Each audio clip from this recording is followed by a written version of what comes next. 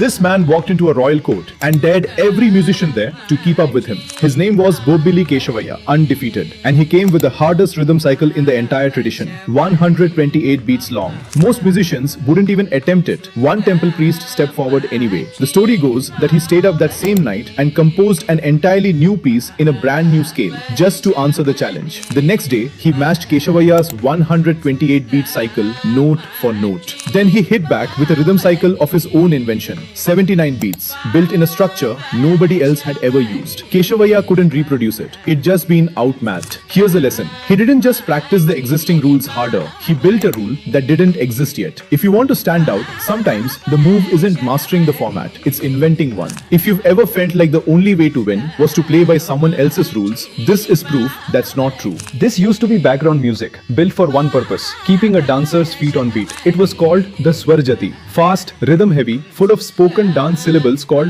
jatis. Nobody expected it to be more than that. Shyama Shastri looked at the same format and heard something else in it. Melodic potential nobody had bothered to use. So he stripped out the dance syllables completely, the exact thing that made a Swarajati, and rebuilt it as a pure vocal piece. The result was 3 compositions, known together as the Ratnatrayam, the 3 gems, Bhairavi, Todi, Yadukula Kambhoji. These weren't dance accompaniments anymore. They became a new gold standard. Proof a Swarajati could carry an entire concert on its own. Here's the move. He didn't invent a new format from nothing. He took an existing one, removed the part everyone assumed was essential, and let what was left become something bigger. That's remix culture, 3 centuries early. If you've ever taken a format built for one thing and twisted it for another, you're doing exactly what he did.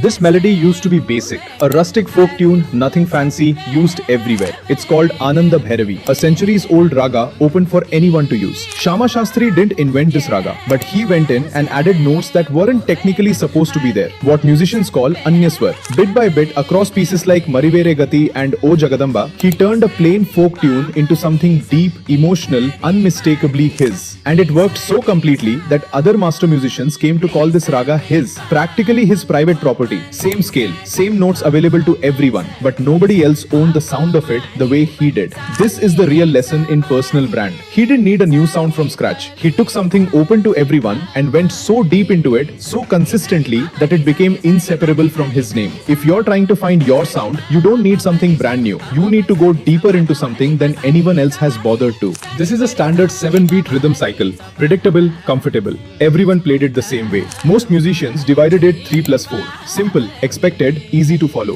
Shyama Shastri specialized in this exact cycle, but predictable wasn't interesting to him, so he flipped it. Same 7 beats, but regrouped 4+3 instead. A reversed division called Viloma Chapu. It throws your sense of timing off on purpose. He paired this with another technique, Swarakshara, where the actual words he sang matched the pitch names of the notes underneath them. Syncopation and wordplay working together, on purpose in the 1700s. Here's the takeaway for any producer or drummer. Predictable rhythm is a choice, not a default. Sometimes the most interesting thing you can do is take the expected pattern and deliberately invert it. If you've ever loved an odd time signature just because it makes your brain work a little harder, you'd have loved this guy. Picture 2 paths. One, a permanent place in a royal court, money and fame guaranteed. The other, a quiet temple, modest, unglamorous. Shyama Shastri was born into a family of priests. Nobody expected him to make it as a professional musician at all, but his talent was undeniable. Royal courts came looking for him, offering steady patronage, the kind of security most musicians of his era would have taken without a second thought. He kept choosing differently. Again and again, he stepped back from full-time court musician status. Instead, he stayed a self-sustained head priest at the Bangaru Kamakshi temple, composing only when he was truly moved to. The result was a small,